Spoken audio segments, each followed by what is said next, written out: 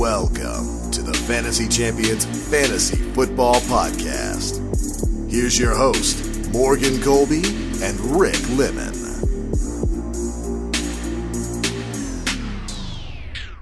Welcome to the Fantasy Champions Fantasy Football Podcast. It's Monday, February 25th, 2019. We're recording a little bit earlier this week. We usually record on Tuesday nights. I'm heading to California. Oh, look at you. For a week. I'm getting the frig out of the cold weather and going to where I guess it's still cold there too, so why not? It's supposed to be 50 degrees. Can you say hi to Jimmy Garoppolo while you're over there? I'll let him know. Give him a text. Yeah, I'll shoot him a text. Yeah, it should be interesting. I'm flying out tomorrow night. So today is the Coaches Show. So we will be discussing coach hirings around the NFL and how they will affect players heading into 2019. Make sure you follow us on Twitter and Instagram, like us on Facebook, subscribe wherever you listen, leave a review, and share this podcast with your friends because, you need to grow the listening audience. Yeah, that's true. With free agency coming up in the next few weeks, what is the best landing spot for Le'Veon Bell, only considering fantasy? Most people are probably going to say the Colts. I think you're going to say the Colts. I like the Colts. Oh, no, actually, I wasn't going to say the Colts, but I'll say them now that I know what you're going to say. Oh, who do you think I'm going to say? The Kansas City Chiefs. Nope. Oh, crap. Okay, I'll take my team then. Go ahead. I love them on Kansas City. I let the cat City. out of the bag. So this is fantasy implications, right? Yeah. Actually, I might go Kansas City. Yeah, sorry. I was gonna say it's a tough call. You know what's interesting too? What? It's not out of the realm of possibility that he comes back to Pittsburgh. No. I was thinking about that. But no, I think Kansas City would probably be the best fantasy implication-wise because he's going to score touchdowns. Like, if he goes to Kansas City, you know he's going to get, 15 to 20 touchdowns. Guaranteed. Oh, in Kansas City? Yeah. All-purpose? Or? All-purpose. Yeah. I don't disagree with that. I actually, like I said, I picked them as the team. The Colts were second on the list. So I think, the way he plays the game of football is so, I mean, it just depends. There's reports out there floating around that I don't know if I agree with, but that he quote, ballooned to 260. He was 224 when he last played. So if the rumors are true, Le'Veon's got a lot of work to do in the offseason.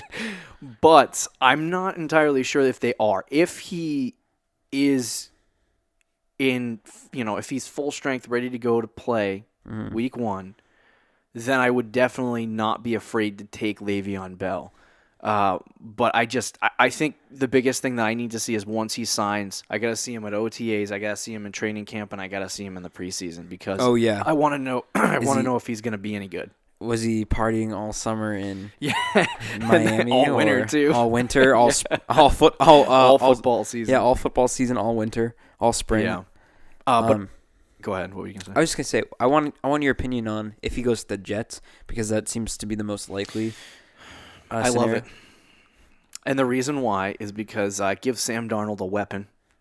I like that too. Small weapon. The other thing that I like about it is that he is going to get, because Sam Darnold's young and you want to get a lot of carries. He would get a lot of carries. So I don't know if a lot of people are like, if he goes to the Jets, he's going to suck. Well, why would he suck if he's going to get 500? What does he get on average with the Steelers? 320-something carries? Like, that's insane. I don't even know. That might be completely wrong. But he gets a lot of carries. Yeah. Like, he has – a lot of people are like – which is why I think this season off actually may help him a little bit because he has had so much work in Pittsburgh. So much work. And it's like – he has gotten the amount of snaps that it takes a running back who, it's basically double the time in the NFL that a normal running back would get that he has gotten in snaps. So a guy who plays 10 years, has gotten the same amount of snaps as Le'Veon's gotten in 5 or 6.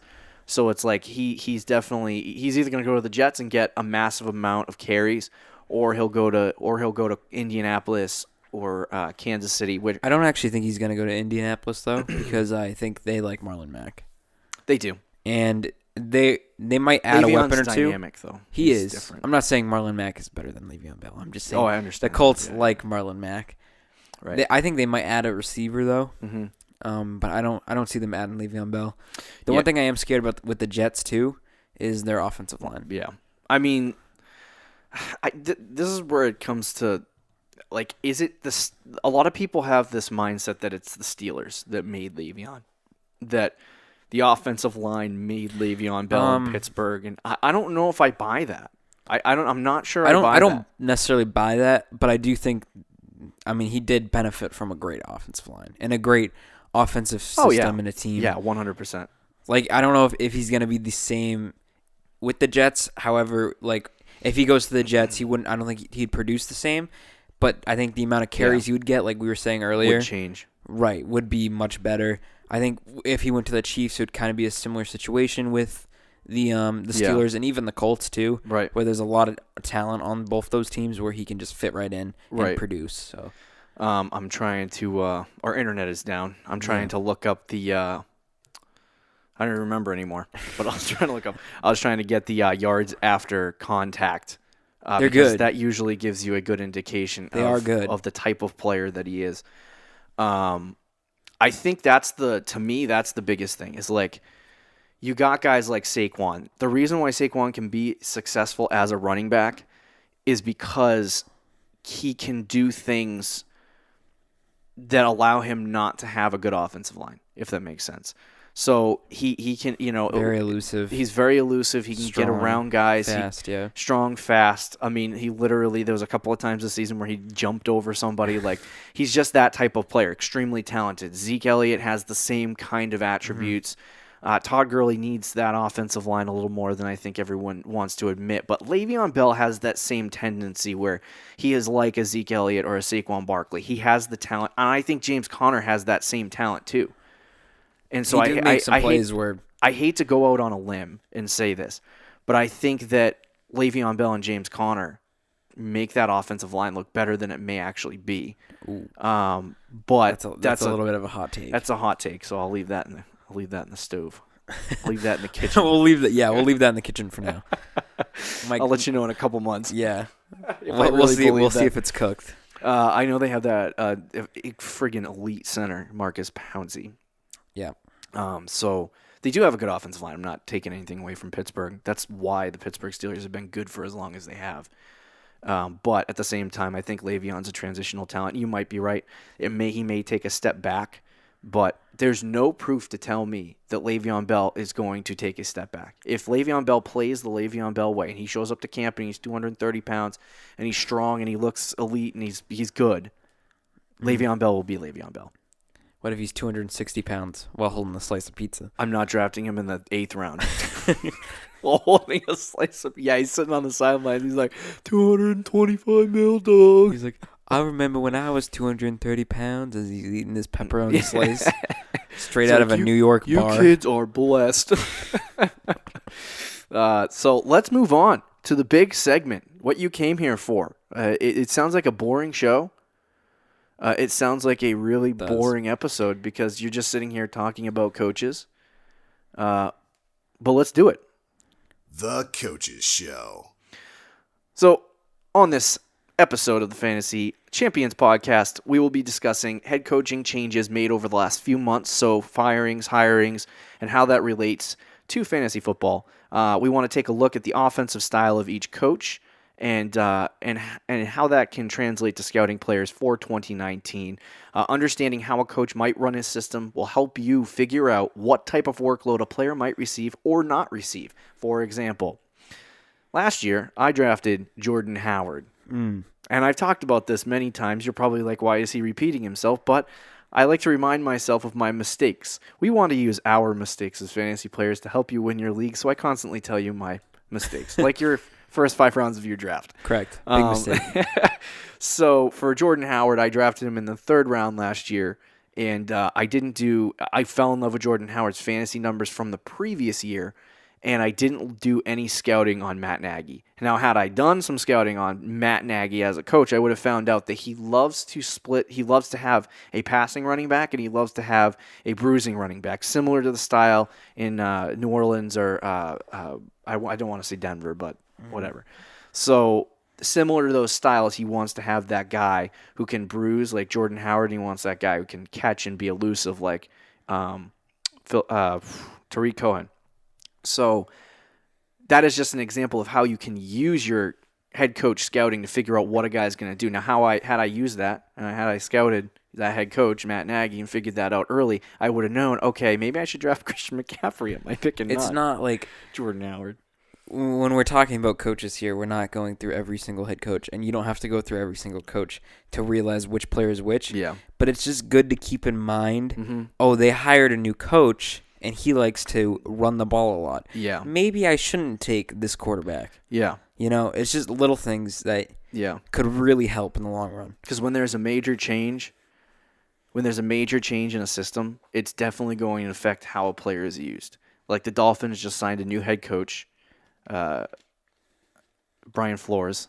I'm a Patriots fan. I almost forgot his name, Brian Flores. It's okay. I forget it all the time. Yeah. And it's a question of, how is his new team going to treat a guy like Kenyon Drake, where we know Adam Gase, and we'll talk about this later, how Adam Gase completely flopped just on Kenyon Drake, and later in the season he was like, oh crap, I got to actually give this guy the ball. It's the same thing in Tennessee. Yeah. Right? They waited all season to give the ball to Derrick Henry. And they tried to get him involved, and it wasn't working until later in the season when it finally worked. And then they gave it to him the rest of the season, and he was a beast. And so it's like it's figuring out what the coaching style does and moving forward. So that's what we'll be talking about today. Let's move on to the first coach and jump right in. Adam Gase was signed as the New York Jets head coach. The previous head coach was Todd Bowles, I believe. Todd Bowles for 2 seasons, right? 2 seasons? Yes, 2 seasons. Adam Gase was the offensive head. He's an offensive head coach, and he was the head coach of the Miami Dolphins last year, which is crazy. His record previously, 23-25 with the Miami Dolphins. The worst thing in the world. Which isn't the worst thing in the world. This is the first time since Bill Parcells coached the Jets. Yeah, that's right. Bill Parcells coached the Jets. This is the first time since him that the Jets have hired a head coach with head coaching experience. Wow. Been a long time. It's been even longer. Considering how many coaches they've had for the last decade or so. It's been even longer since they last hired a offensive-minded head coach. I was looking at that earlier, and I'm like, they only hire defensive-minded head coaches. Maybe it's time for a change, especially Darnold. The goal with this signing, and I looked into some of this, the goal with this signing of Adam Gase for the Jets was they want to bring in a guy that has a similar system and style of play that Sam Darnold likes, as well as having a guy who's going to stay consistent. Like, you have an offensive coach, you have a young quarterback. Those two guys can work together. He's the play call. Adam Gase is the play caller. They're working together on the offense. If you lose your offensive coordinator, Sam Darnold's not in the dark trying to rebuild a new offense. He says, "Okay, Adam Gase's offense is the one I'm running with. We get a new offensive coordinator. I can just learn the guy." You know what I mean? That type of thing. So they wanted to make sure that Sam Darnold had the foundation that he needed to move forward, even if Gase gets fired in 3 years. If it develops Sam Darnold, who gives a crap? So overall, Adam Gase, not an exciting signing. It's not, but so when he first got signed, my initial thought was that's kind of odd. It's like, what? Like, he's coming from Miami. Odder than his press conference? No, well, that was that's a show for itself there. Yeah. But when I looked into it a little more, I actually do like this move, simply for the fact that he does, like you said, scheme well at Sam Darnold. Yep. And if you look at his past with Miami, he had Brock Osweiler for almost half those games. He almost took that Dolphins team to the playoffs. Yeah. With Brock Osweiler as the quarterback, almost as much as Ryan Tannehill. When he had Ryan Tannehill out there, they looked like they were a wild card team a lot of the times. Yeah. They were a solid team. Tannehill played a lot better under Gase. The offense played better under Gase. The only thing offensively that I didn't like with him was we kind of touched about this too, the Kenyon Drake stuff. Right. I think in New York, if they get like Le'Veon Bell, I don't think you'd have to worry about that fantasy wise because he's like clearly the running back. You're paying a lot of money for him. Yeah.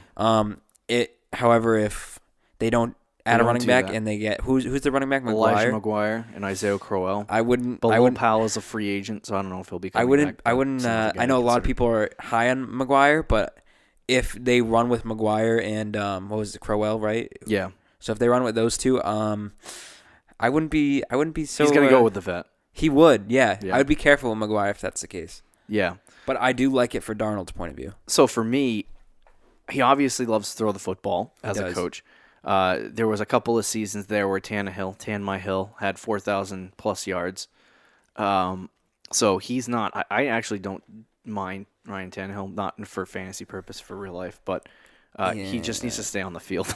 He's like the Andy Dalton of the AFC East. He was on pace to have one of his best seasons before he got hurt this year. The clown, right? Can't stay on the field. He gets hurt every year. He was a quarterbacks coach and a wide receivers coach in his lifetime, so obviously he loves to throw the football. He did coach Peyton Manning. He was the quarterback coach for Peyton Manning the year he threw 55 touchdowns. That's a good note. Now, it's a good note, but don't take this the wrong way and think that Peyton Manning, that Adam Gase was the reason why Peyton Manning threw 55 right, touchdowns. That's like saying Josh McDaniels is the reason Tom Brady. Yeah, it's like, no, it's not. But it helps as a coach. His problem is he outside of Tannehill, who was kind of his pet project, he didn't ever have develop a young quarterback before, so this is a new experience for him, I guess. The only concern for me with this guy is the running back position, like you said. All those Elijah McGuire truthers out there, they should sit down for this. Yeah. Adam Gase loves the veteran running back.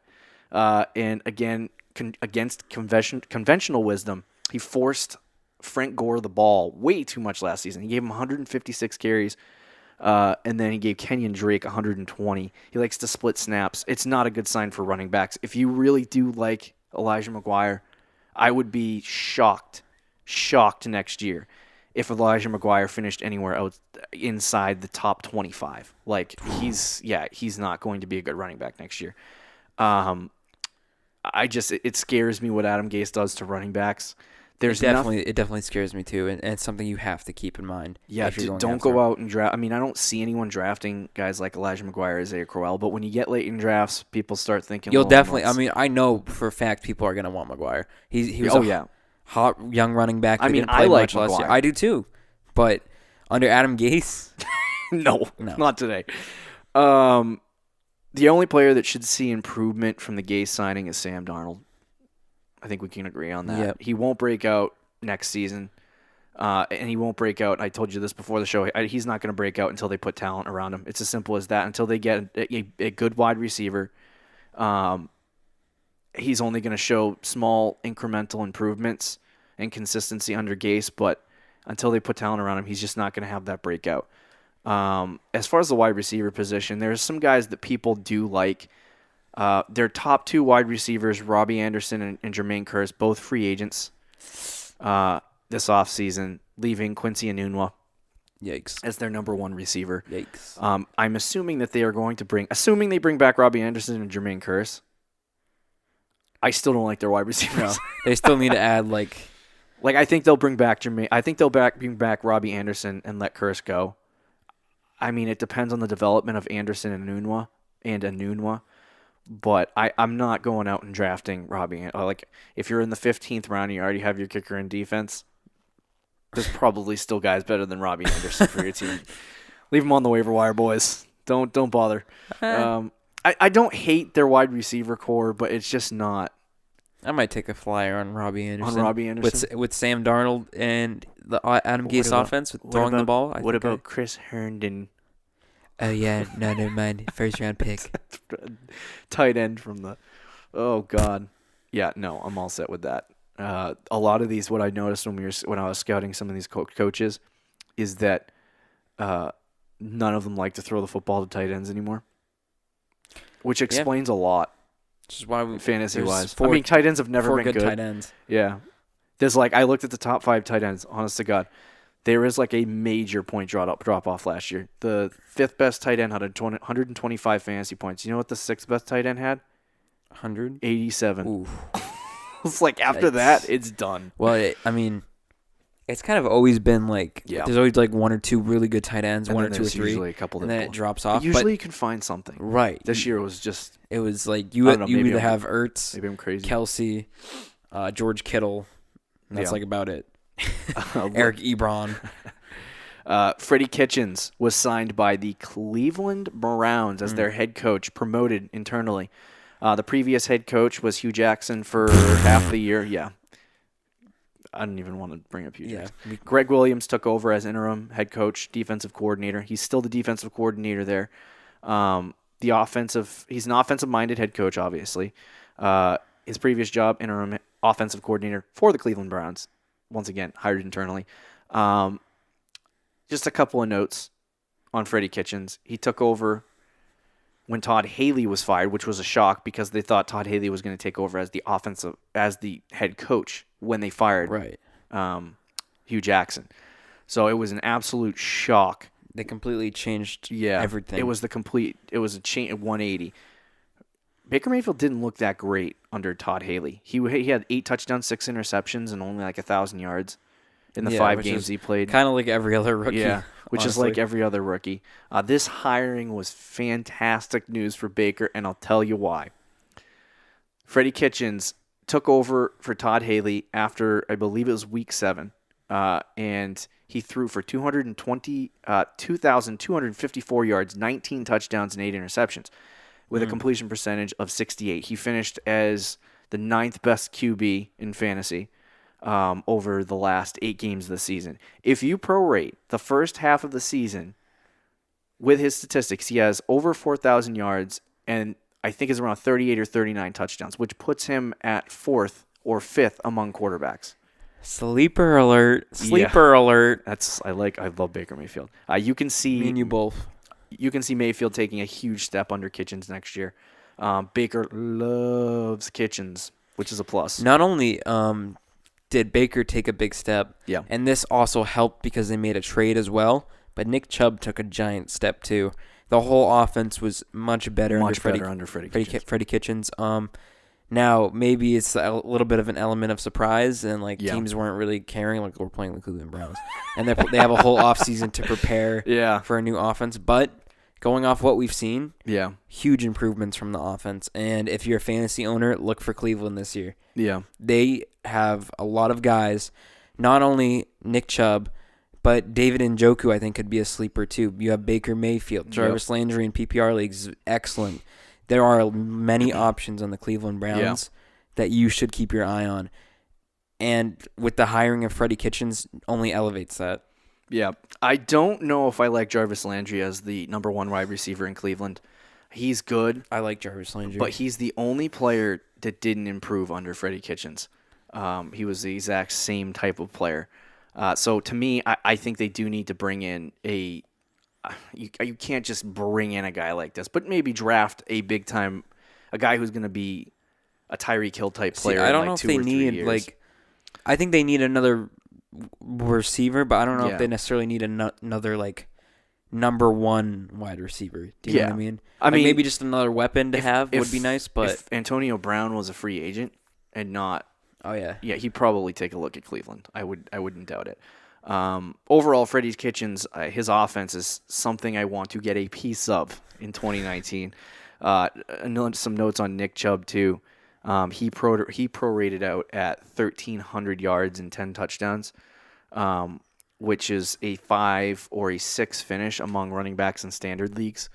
So that was actually pretty good, and he's still young and he can show improvement. So, I mean, in terms of what this offense has, they have all the potential in the world. Yeah, exactly. This is Freddie Kitchens' job to lose. This is what you want. Let Greg Williams run the defense. It's a good defense. You run the offense. Focus on that. And if this happens next year, they're a 10-win team, 11-win team. They're a wild card team. Yeah, I mean they might even be better than that. Pushing an AFC North title. That division is not great at this point. Who would have thought anyone would say that in the last with Pittsburgh 2 decades that the Cleveland Browns it's true would be an AFC North division so front runner. But yeah, you did mention David Njoku. There's also Antonio. I believe it's Antonio. Maybe it's Antoine Callaway. I think it's Antonio Callaway. Yeah, something like that. But Callaway, yeah, whatever. Callaway is maybe the second best wide receiver on the Browns.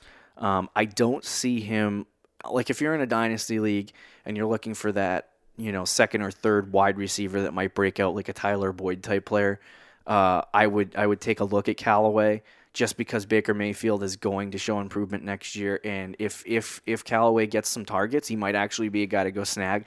But if I'm in a redraft league, and in my personal redraft league, I'm not drafting in the Callaway. I might bring him in midway through the season if he starts improving. But like we both mentioned, they're probably going to add another receiver. Yeah. So I think that would bump down Callaway too. Definitely. Vic Fangio, Denver Broncos. They signed a defensive-minded head coach. The previous coach was Coach Vance Joseph. Ugh. Denver, having the time of his life. Yeah, Denver, I don't understand. I should have had that clip queued up. That would have been fantastic for this one. But previous job, defensive coordinator of the Chicago Bears. Which is a pretty stiff defense. Matt Nagy's an offensive-minded coach as well. Yep. So he controlled that defense. Because he's a defensive-minded head coach, there's not a lot that he can put into the offense, I guess. There's stuff that he can obviously add, but at this point, he's so young. This is his first head coaching gig. He doesn't really do a lot with the offense, so I look to their offensive coordinator. He's a brand-new offensive coordinator. This is not the first time he's made play calls, but his name is Rick Scangarello. He was a quarterback coach for the 49ers under Kyle Shanahan. That was last year, and he helped the patchwork group of Jimmy Garoppolo, C.J. Beathard, Brian Hoyer, and Nick Mullins to rank 10 in passing over the previous 2 seasons. So, not a bad look. No. If you're Denver. The other thing that he likes to do is he likes to throw the ball downfield. I was just going to say. Which Joe Flacco loves to do. The outlook for quarterback is good for the Broncos, but Joe Flacco's not really an enticing fantasy option for me. No, he's not.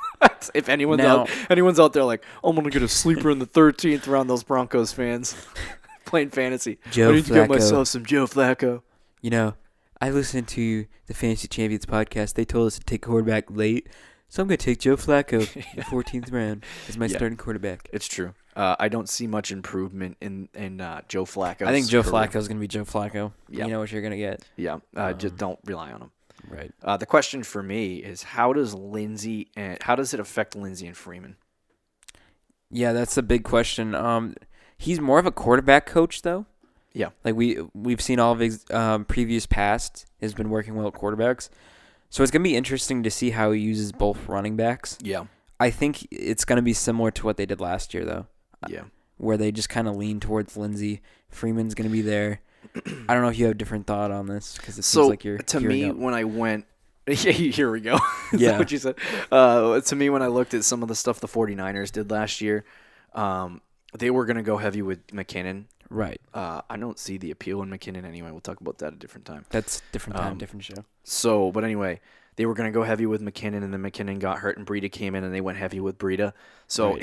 it would signal to me that they're going to take one of these running backs and go with it. Which I think that's why I said it. I think it'll be similar to last year, where I think it's going to be Lindsey, but I know you just don't know. Don't. At this point, for me, I would say Lindsey, yes, but don't be shocked if you walk in and it's like last year with Jordan Howard. And Freeman takes over the job. Are you saying to pause on Philip Lindsay? I'm saying to take a flyer and wait.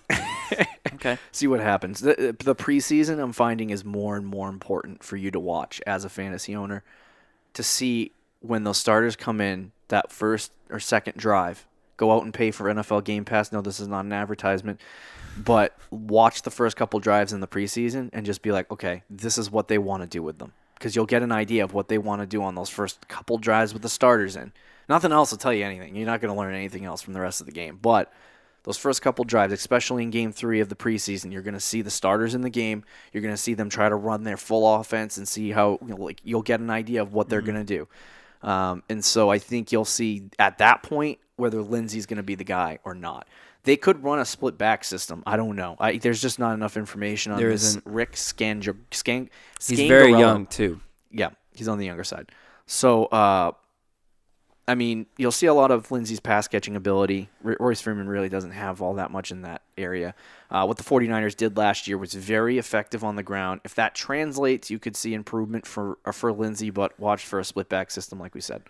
From Shanahan, from what we've seen in a Shanahan offense, they like to throw the football. That's good news for guys like Cortland Sutton, Emmanuel Sanders, and Deshaun Hamilton.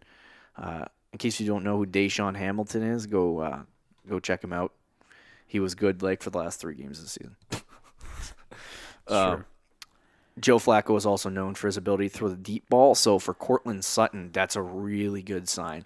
It is. Second-year wide receivers, but that's usually the year to break out. It's still boom or bust. Yep, it could be.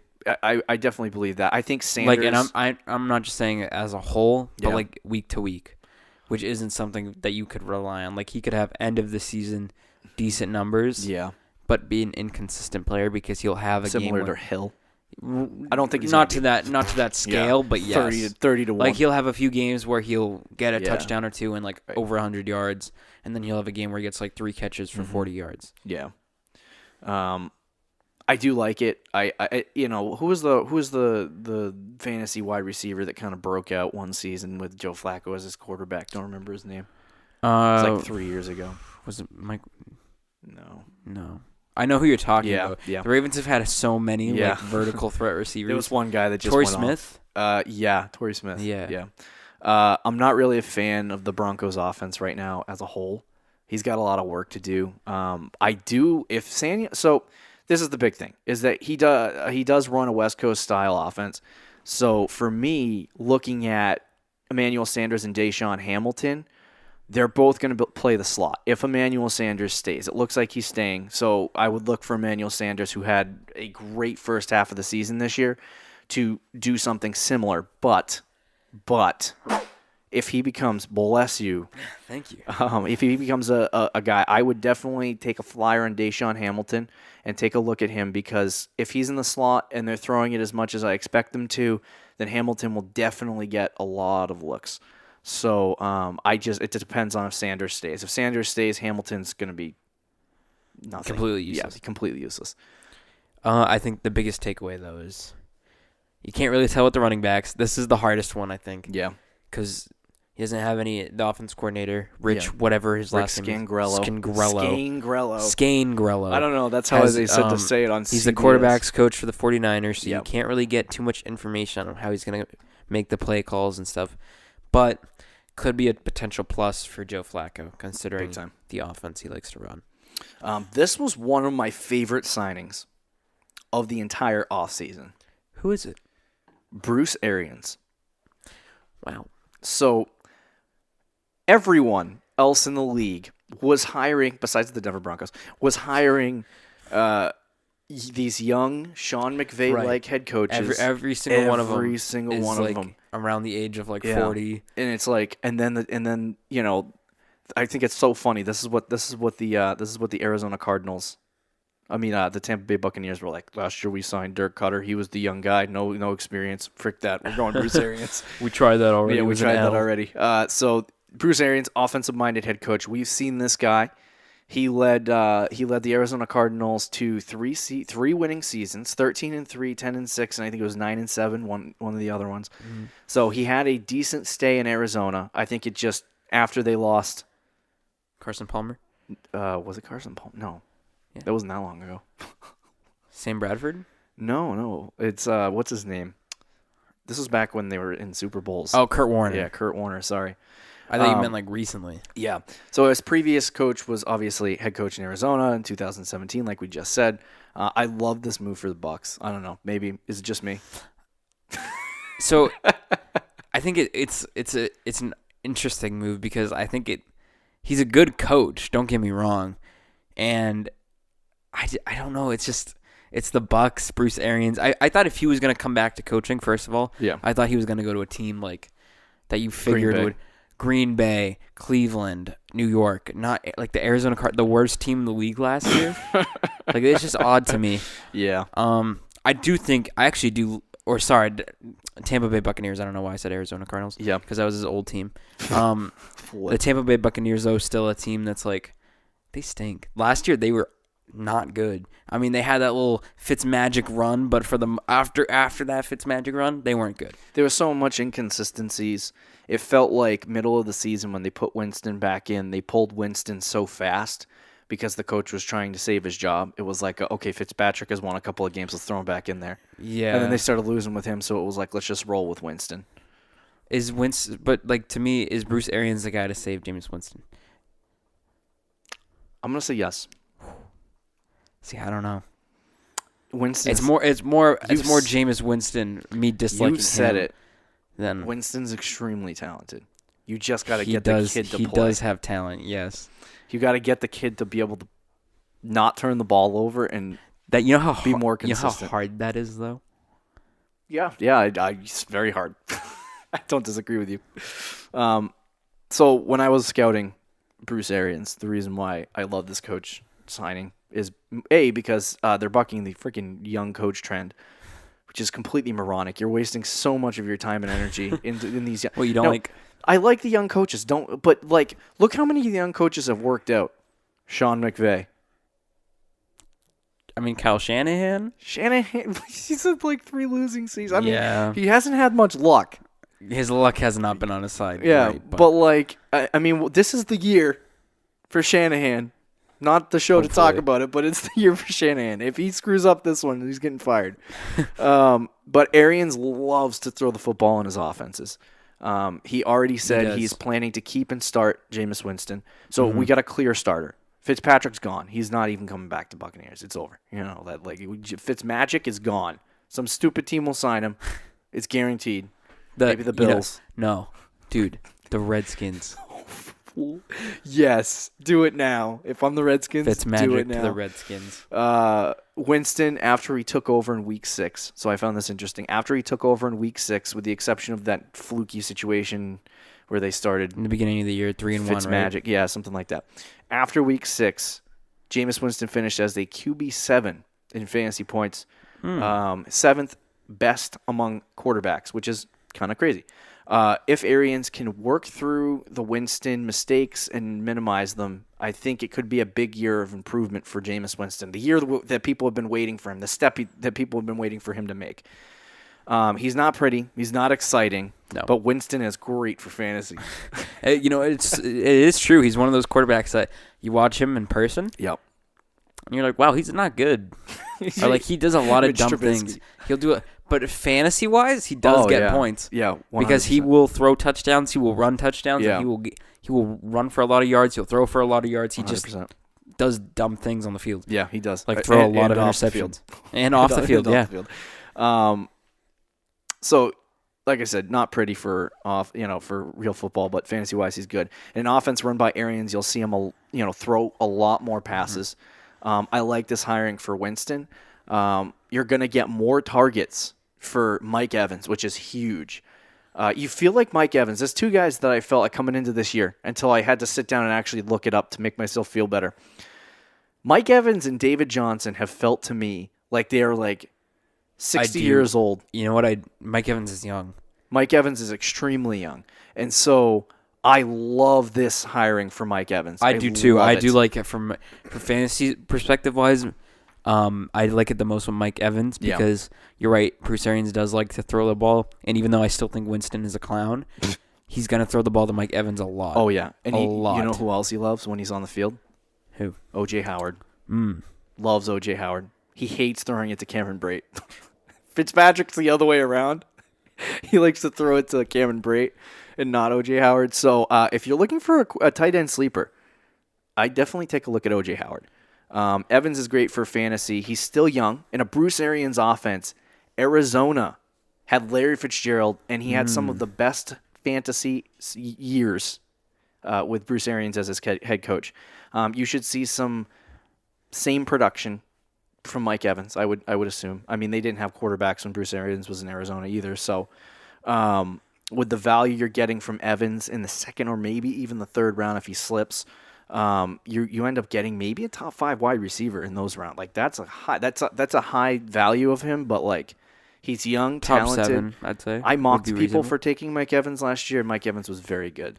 So top 7 definitely. Top 7 definitely. But if he finishes in the top 5 and you get him in the possibly the third round, my word, you just lucked out. Value. Winston also loves to throw the football to O.J. Howard, so you could see an uptick in his numbers. But overall, I'm not really tight ends. Like I said, don't excite me at all. Fair enough. I actually like Ronald Jones potentially instead of Peyton Barber. Say that.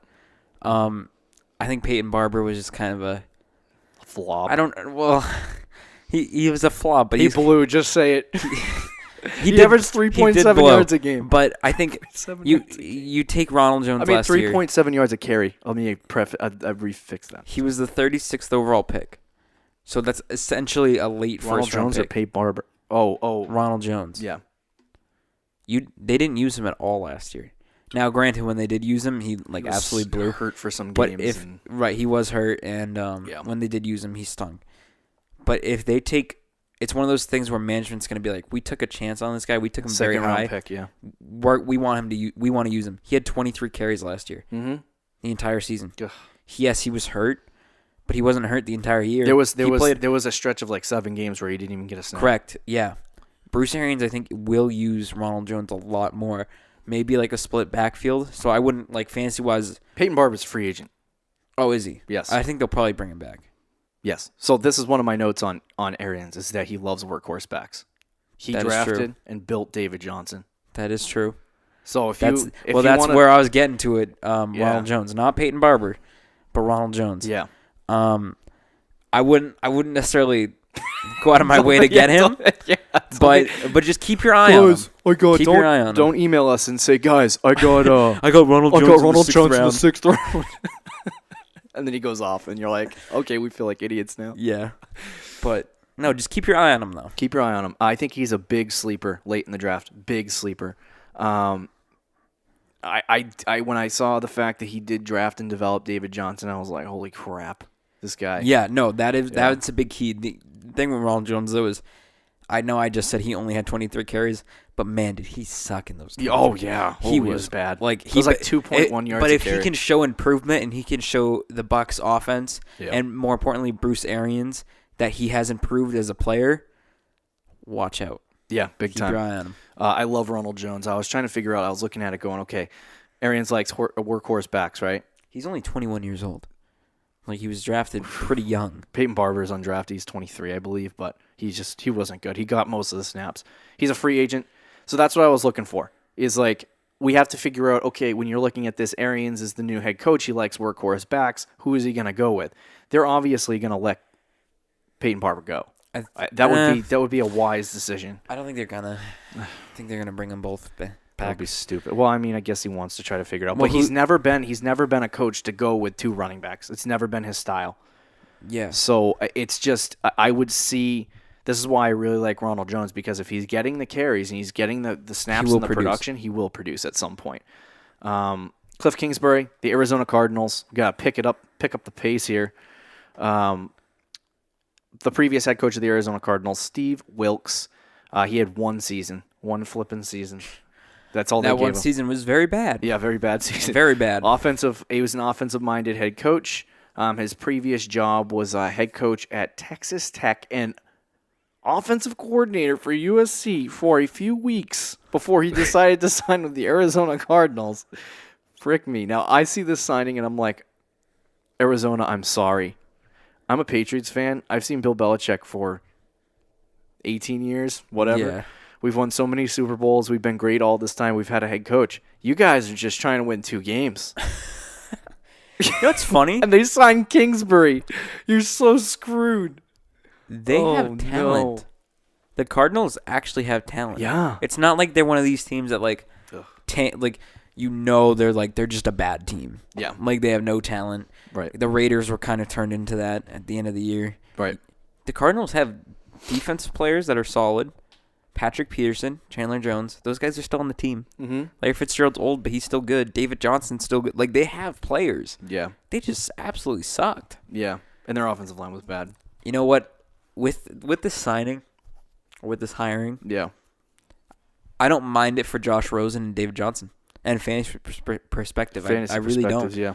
As a Cardinals fan, like you were saying, I think they're going to suck again. You're screwed. And their defense is going to be awful. Yeah. Who is their defensive coordinator? No idea.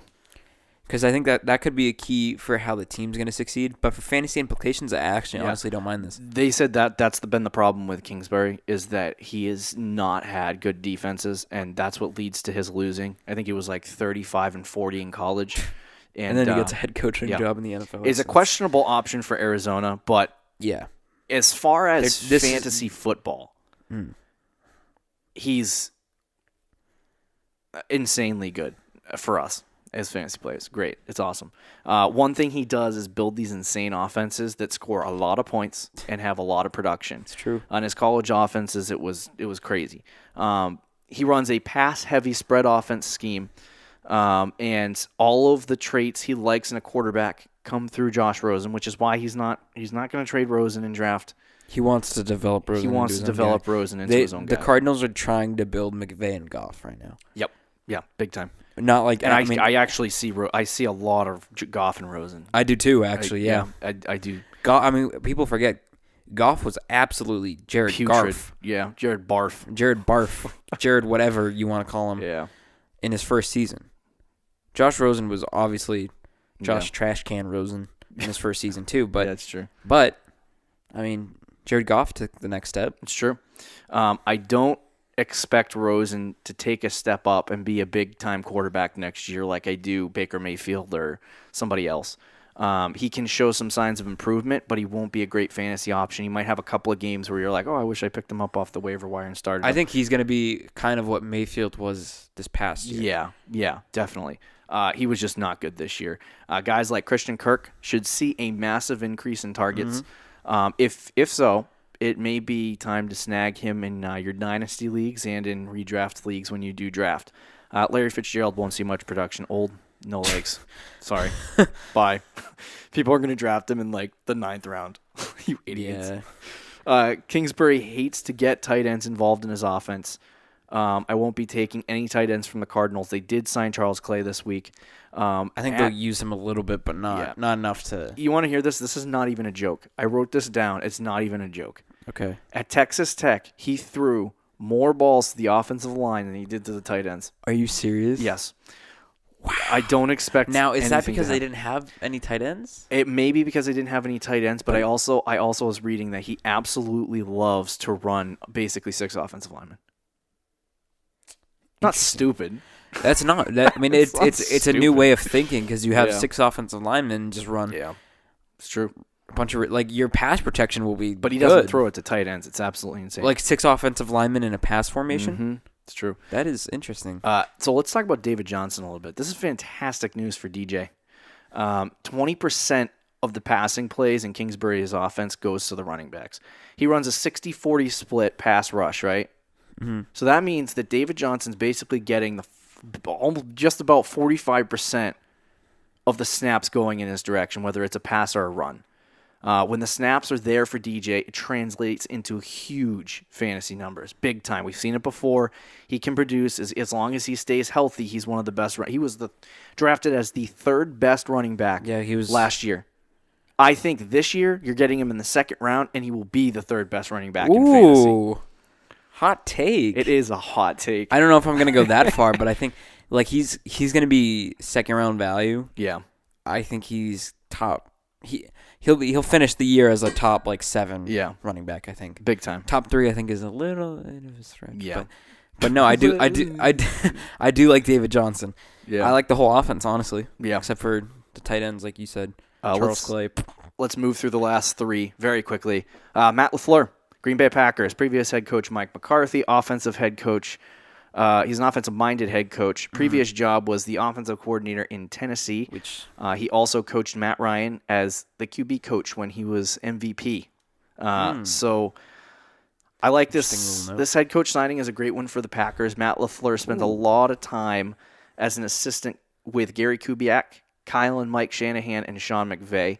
He runs a West Coast-style offense that also mimics what Aaron Rodgers loves to do. His offense relies on moving in the pocket and utilizing play action, two things Rodgers also loves to do. A lot of people roasted this hiring, including us. Toasty. Because the Titans' offense was ranked, 25th? Yes. And you hired their offensive coordinator for the Green Bay Packers. Yeah. But, I mean, they do fit the scheme. Yeah. He was a quarterback coach for Matt Ryan the year he won MVP. Yep. He's going to have Aaron Rodgers move around. Mm-hmm. Aaron Rodgers is going to love Matt Lafleur. Lafleur. We need a nickname for Matt Lafleur. If they start losing Matt. No, I'm not even going to say it. we'll save it, I guess, for the season. You know who I do like, though? Who? Aaron Jones. I don't. I disagree with that. Why? I don't like Aaron Jones, and the reason why is because it took him all season last year to figure out how to use Derrick Henry with Tennessee. And basically right now what they're saying is that it's going to be a running back battle between – this is what I think the team has said, a running back battle between Aaron Jones and Jamal Williams. Okay. If that happens, it's expected that Jones will win out the battle. But if he has to go through another running back battle – Aaron Jones is a guy to me to avoid. If they're not buying in on Jones again, you're telling me you got a coach that's not buying in on Jones again? When he did figure out Derrick Henry, he figured him out. He became a top, he was getting 40 fantasy points, 30 fantasy points. He was going off. If he can figure it out, Aaron Jones, which, I mean, as you said, it's going to be a competition battle. I didn't know that, so that is a big question mark. Mm-hmm. But if Aaron Jones wins the battle and he figures it out, and he's going to be legit. Yeah, that whole Packer offense could be legit. The thing with Lafleur, and I think it's impressive what he did last year with Tennessee, just because of the pure fact that Tennessee had so many problems offensively last year. Blaine Gabbert was their quarterback for half the season. And so he had to kind of adjust, and a lot of people were like, you didn't throw the ball all last year. What happened? Well, he was trying to adjust and figure out his team. He was trying to throw the ball with Blaine Gabbert. What do you expect? So I don't disagree with you there on the I do disagree with you there on the front of Aaron Jones. It might take him all season to figure out Jones, and then by the time that happens, it'll be the end of the season. So I feel bad for Aaron Jones. He really should get not a job in Green Bay and be used somewhere else. But it makes me nervous with Matt Lafleur. He loves to throw the football, and he doesn't focus on the run. And when it comes time to focus on the run, it's going to take him a lot of time to figure out how to mix this guy in. And the fact that it's Aaron Jones versus Jamal Williams at this point, who both have similar skill sets, it's just Aaron Jones is faster. It scares me a little bit as a person who was looking into drafting Aaron Jones to look at him now and go, is he worth a 5th-round pick, a 6th-round pick? No. And people are going to draft him there and get absolutely hammered. We'll see. The other guy I want to mention, Devontae Adams and Marquez Valdes-Scantling a little bit, and the tight end position, just a smidge. But Adams he's literally going to take a big step this year. I think he's going to go from being maybe a top 5 wide receiver. He was very high in PPR points this year just because Rodgers throws it to him a crap ton. But I think this year he could finish as the number. I wasn't buying in, but now I am as the number 1 or number 2 wide receiver in fantasy. Maybe even in half PPR if you get it right and Matt Lafleur throws it as much as Aaron Rodgers wants him to. And those guys are working together. That is true. Mike McCarthy and Aaron Rodgers button heads. If these two guys meld and work together, it's going to be really good. Scantling, another really interesting guy. We don't know much about the wide receiving core for the Green Bay Packers at this point. The only thing I know is because there's guys like Randall Cobb and all that. So, I mean, I don't want to rush into the situation. But I do like Valdes-Scantling. If some guys leave, I think he's going to be a good guy to look into. But not a guy that you want to start. To me, it's just Devontae Adams in Green Bay, at this point. So one thing I found interesting is that Matt Lafleur likes to throw 23%. This is the highest of all the coaches that have been hired. 23% of his passes when he played, and this is a tendency in Tennessee, were to tight ends. So Jimmy Graham? Jimmy Graham is rumored to be cut in training camp. Okay. So I was thinking the same thing with Jimmy Graham until I read that, and so now I don't know who. Maybe Jimmy Graham sticks around and becomes the guy, but right now what it sounds like is they're going to go after a tight end, maybe in the draft or somewhere else. But if that happens, maybe take a look at whoever they get, because if 23% of the passes were going to a tight end last year in Tennessee, that's a tendency that will translate to the Green Bay Packers. And if Aaron Rodgers is seeing that and it's translating in the play schemes that he's coming up with, Lafleur is coming up with, are going to tight ends, then Rodgers is going to throw to his tight end. Simple. It's true. So I really do like that. I don't know who their tight end's going to be at this point. Once again, no tight ends. Let's move on to Zac Taylor. Zac Taylor, Cincinnati Bengals, finally.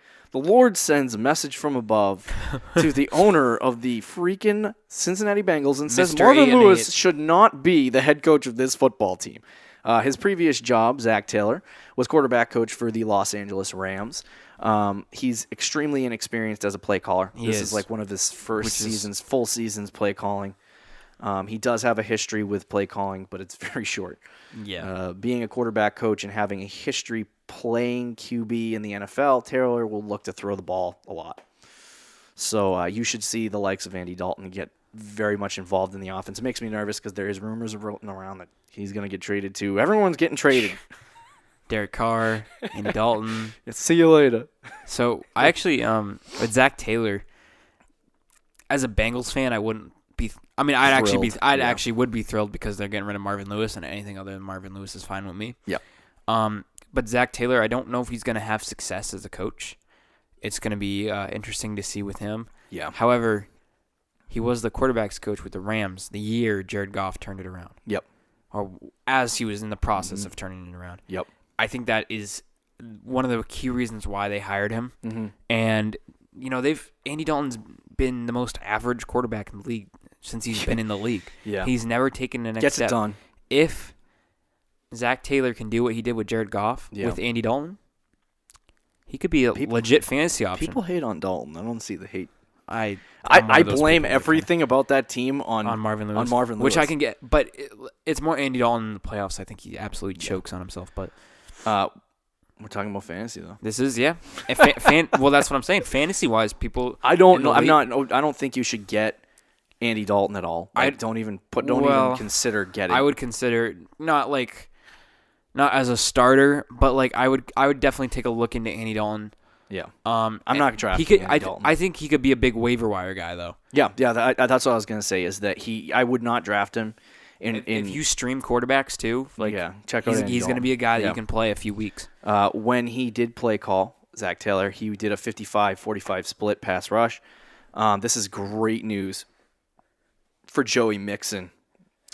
Like I said, Dalton won't emerge as a late round QB sleeper, but I'll be running to grab Joe Mixon because I think that's one of the reasons that helps Andy Dalton though. Yeah, because a lot of times. Throwing the ball, like in Aaron Rodgers and the Packers situation, throwing the ball more will help. Right. I think with the Bengals, though, and with Andy Dalton, what helped with Jared Goff is the pressure was all on Todd Gurley. Yeah. The running game kind of took over. That might help with Andy Dalton. If Joe Mixon can be cut, and they rely on Joe Mixon, run the ball 55% of the time like you're saying, that might open things up for Andy Dalton. The other thing, too, is... Joe Mixon is just, I don't know. To me, he's an incredible talent. And I love Joe Mixon, they will definitely use him in the passing. It's a similar situation as to what you're going to see from Kliff Kingsbury and David Johnson. You'll see that with Joe Mixon and Zac Taylor. He's going to run a similar offense to what you saw in LA. It's going to be that. You can't run away from it. Another guy that's going to be an absolute steal, if you want to call it a steal, is A.J. Green. He is projected right now, ADP, as a third, maybe even a fourth rounder. A late third-round pick? Yeah, and he's a guy that last year was drafted as a top 6 wide receiver. Yeah. And A.J. Green was having the season of his life before he got his foot injury and had to, basically miss the rest of the season. So to me, this is great news for A.J. Green because the style of offense that they use is going to utilize A.J. Green significantly. I think it's a brilliant signing at head coach. But you're also seeing another guy, Tyler Boyd. Keep an eye on him. Slot receiver. He might be good. maybe Tyler not. Boyd. Just take a flyer. I like Tyler Boyd personally, and he plays better with AJ Green. Yeah. At least last year. Oh yeah, 100%. Zac Taylor is expected to utilize him heavily in the slot, and if he sees more targets, we could see a late round steal from Boyd. Don't reach for him. It's not worth reaching for. People are going to reach for this guy. I know it for a fact. Tyler Boyd that is will be true. reached for. I wouldn't reach for him, but if he falls to you in a good ADP spot, this is another thing I want to note about the tight end position with this guy. Keep an eye on this. This is a extremely important note for people who are going to run out there and grab Zac Taylor, a tight end named Tyler Eifert under Zac Taylor. Do not do it. I'm telling you right now. Do not go out, get Tyler Eifert. A, he's injury prone. We already know that. B, Zac Taylor and the Los Angeles Rams offense, they only are known to throw to the tight end position 8% of the time. And if that's what it looks like, Tyler Eifert is not a good fantasy option. Now, it's rumored that he may not even be returning to the Cincinnati Bengals, but if he does, I'm not looking at him as a tight end. Stay away, buyer beware. Don't even go near him. So it seems to be the trend with a lot of these coaches. They don't like using tight ends. The young coaches don't like using their tight ends. That's what I'm getting. Let's move on to our final coach, Mr. Brian Flores, the man who engineered. No, he didn't. He didn't engineer. It was Bill Belichick. He was a part. He was a part of engineering one of the greatest defensive performances in Super Bowl history. He is now coaching the Miami Dolphins. Adam Gase, obviously, previous head coach. He was the defensive assistant in New England. He wasn't a defensive coordinator. He did some play calling. I believe he had play calling in the play calling. What is it called? Play calling ability or whatever. Last year for the Patriots defensively. Their offensive coordinator is Chad O'Shea. Once again, we see a talented defensive-minded head coach being signed from the New England Patriots. Probably will flop. Sorry. Probably. Coming off a big Super Bowl victory, one of the best performances in Super Bowl history, defensive performances in Super Bowl history. This is a great signing for the Miami Dolphins. I do like it. It's a lot of inexperience, but it's a good signing. It is a lot. Even Chad O'Shea, too. Yeah, Chad O'Shea, very inexperienced. This is his first time play calling in the NFL. Overall, Brian Flores won't have much impact on the offensive side of the ball, so let's look to Chad O'Shea. I also want to note that Jim Caldwell is also a assistant head coach. So you'll also see some influence from him. But O'Shea was the wide receiver coach for the New England Patriots when he and Flores were coaching this past year for the Patriots. Unfortunately for fantasy owners, O'Shea is a first-time play caller, and that brings a lot of absolute uncertainty. Yeah. There's no tendencies to go on. There's nothing to go on. So the only thing that we can talk about is the fact that it's probably going to be a similar style offense to the New England Patriots. He spent half of his coaching life with the New England Patriots. Yeah. That's as simple as that. And it's a similar offense to what Josh McDaniels likes to do too, which not too many fantasy options in Miami, but there is one named Kenyon Drake. Kenyon Drake. Now, what do the Patriots like to do on offense? Depends. With running backs, they do like, at least this past year they do like to run the ball, but they run it with three different guys. Right. I'd be a little nervous with that with Kenyon Drake. He's a good running back. I think he's pretty talented. Yeah. And people are like, oh, Frank Gore is gone. He's finally gonna have his breakout year. I would hold the brakes just a little bit. Yeah, I agree. I'd be a little nervous with Kenyon Drake. I agree 100%. You got Kalen Ballage as well. It's already said that Chad O'Shea, man, having a tough time saying words today. Chad O'Shea did say, you're thinking of the trip to California. Yeah, it's true. I'm already out of here. But Chad O'Shea did say that he wants to start using Drake in a big role in the passing game, and he expects to use them on the ground. I think Ballage is also a similar kind of player to Kenyon Drake, so I do see the same thing as you do, where it could be boom or bust, which is what you always got from Kenyon Drake. If I'm looking at Kenyon Drake, unless you can get him late in the draft, or right, that's I think because then you're taking a flyer on him. Yeah. Then you're going, okay, this guy, let's leave him on my bench and see what happens. We could see great production at running back, but it also could be a bust. There's literally nobody else They're talking about trading, Devontae Parker's probably leaving. They're talking about trading Tannehill. They're talking about getting rid of a lot of guys. That's going to leave Albert Wilson, Jakeem Grant, and Kenny Stills at wide receiver. Boy. They have no one at tight end. There's no one left on their team at tight end. So this is like, outside of Drake, there's no fantasy options for Miami. At least until after the draft and after free agency. We don't know what this team is going to look like over the next couple months. If they decide to roll with Tannehill, I don't like it either, but there's just nothing on this team that I like. If your league does use, if your team does give points for returning yards and returning touchdowns, Albert Wilson's a good guy to look at. Yeah, he wouldn't be too bad. He had a couple of good games, but it's just not. There's nothing here. It's just an abyss of players. Like there's nothing. There's a chance one of the receivers I think steps up just because for the fact that Ryan Tannehill's going to be playing full season. I'm curious to see who plays quarterback, and until that's determined, we'll figure it out. That is correct. Yeah. So that concludes all of our coaches. These are the brand new coaches in the NFL. A lot of them have some good tendencies. You notice that a lot of teams with a lot of good talent got rid of their head coach. Yep. And they signed a new one. I expect big things from the Packers. I expect big things from the Browns, and I expect big things from the Tampa Bay Buccaneers. Outside of that, there's a lot of question marks. Things from the Jets too. Depending on how their offseason goes, I think the Jets should be. Should is the key word there. A viable option. Looking over these coaches, looking over these coaching positions, and following how they develop will allow you to predict how a player might be used. And tendencies are so key in doing this. Like, I was looking at things, and like, you have to look at the tendencies of how a head coach coaches.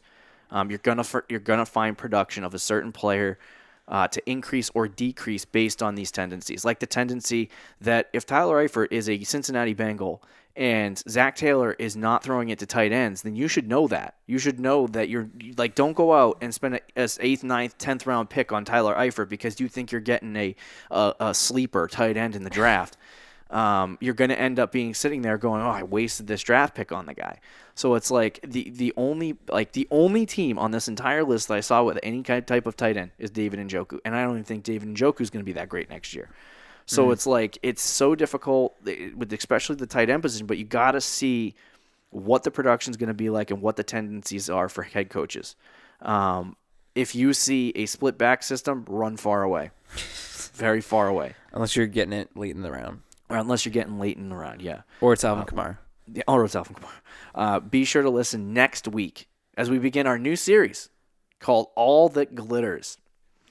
It sounds like a super gay name, but hear us out. We will discuss every position over the next month and give you the realities, except for kicker and defense, sorry.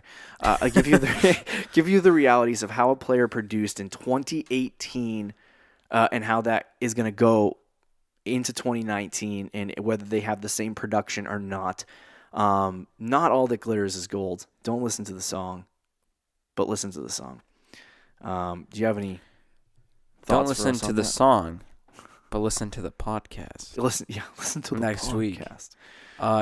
The biggest trend, everybody wants the new Sean McVay. Everybody's going for nice young coaches. Yeah. Except for the Buccaneers. We'll see which one ends up being correct. It'll be the older coaches, unfortunately. It's usually the older coach. I think at least one of those young coaches, though, is going to be a big hit. It's true. Thank you for listening to the Fantasy Champions podcast. Follow us and like us on all of our social platforms. Subscribe and leave a review. And we'll see you next week, Fantasy Champions. Peace out. Thank you for listening to the Fantasy Champions podcast. Make sure you subscribe on iTunes and YouTube and follow us on Twitter @TheFFChamps.